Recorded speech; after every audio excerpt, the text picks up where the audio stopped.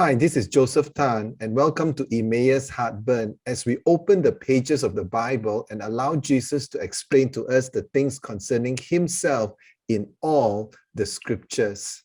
Do we pay attention to product warning labels, or do we gloss over them thinking that we know better and the warnings do not apply to us? The prophets of the Old Testament have the unpopular job of being heralds of warning and judgment, especially so because they have to confront those who are in authority, the kings and the other corrupted prophets and priests. What made it even more frustrating for the prophet Jeremiah is the deception of the people prevented them from repenting. The people needed to acknowledge their sin and truly repent, but they refused to listen to God. The people were blinded by the false prophets who deceived them into believing that there would be peace when there is actually none. Since Jeremiah was only a youth when God called him, he had a long ministry runway, about 40 years.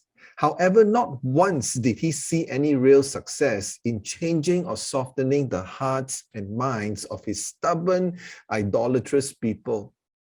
You know, the other prophets of Israel had witnessed some successes, at least for a little while, but not Jeremiah. He was speaking to a brick wall. However, his words were not wasted because through Jeremiah, God also revealed the future restoration of his people. Here's some thoughts to help you to connect the dots. Like a rotten fruit, the internal corruption and the sins of Judah has been festering so long that it affects almost every level of society. And guess what? The people love it. This is actually a love for falsehood and self-defined authority. No wonder Jeremiah is known as the weeping prophet because he cried tears of sadness, not only because he knew what was about to happen, but because no matter how hard he tried, the people would not listen. Furthermore, he found no human comfort. God had forbidden him to marry or even have children, and his friends had turned their backs on him. So along with the burden of the knowledge of impending judgment, he also must have felt very lonely indeed. You cannot read Jeremiah without being affected by the anguish of the prophet himself. Jeremiah was given the task of delivering an unpopular, convicting message to Judah, one that caused him great mental anguish, as well as making him despised in the eyes of his people. God says that his truth sounds like foolishness to those who are lost, but to believers, it is the very words of life. He also says that the time will come when people will not tolerate the truth.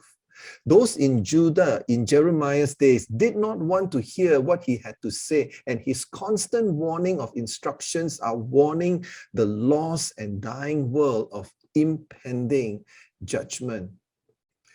This is true even of the world today. Even though most are not listening, we must persevere in proclaiming truth in order to rescue some from the terrible judgment that will inevitably come. Here's an activity idea for you to consider. Think of someone you know who have been in the ministry for a while, especially those who are involved in an area where there is plenty of pushback from the very people they serve. They could be in need of a word of encouragement because ministry can be a lonely place where others expect you to have it all together. Consider reaching out in simple and meaningful ways. Interestingly, in some moments, Jeremiah's actions and thoughts could not be clearly distinguished from those of the Lord. For example, in Jeremiah chapter 4, verse 19 to 22, records the tormenting cries of an anguished speaker who laments the sins of the city of Jerusalem. Who is this speaker? Probably Jeremiah, but possibly the Lord. The text does not make this clear. You see, the heart of Jeremiah the prophet is also unveiling the heart of the Lord. This is reminiscent of Luke chapter 19, verse 41 to 44, when Jesus wept over the city of Jerusalem, who kills the prophets and stones those who are sent to her. On the cross, the greatest prophet of all, Jesus Christ himself, died to bring the new covenant of grace. The heart transformation that was foretold in Jeremiah chapter 30 to 33 now is fully in effect. The weeping of Jeremiah was not in vain after all. Praise be to God. May your hearts continue to burn within you as Jesus explained the pages of scriptures to you personally on your road to Emmaus.